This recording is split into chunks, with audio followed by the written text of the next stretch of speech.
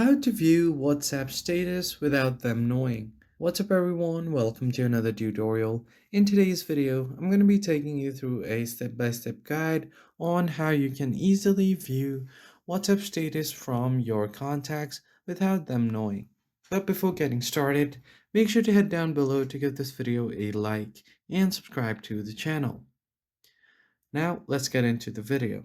The first thing you need to do is open up your WhatsApp, and to see the status of your contacts, you have to head over to this updates tab. Just tap on it and you will see all of these recent updates. Now, if you want to view a WhatsApp status without them knowing, first of all, you have to click on the previous status. So, for example, if I want to open this status right here, I'm just going to tap on it. And if you want to view the previous status, you can just half swipe previous like this without completely swiping. So, what this will do is it allows you to see the WhatsApp status like this. And if you go back, as you can see, this has not been completely viewed.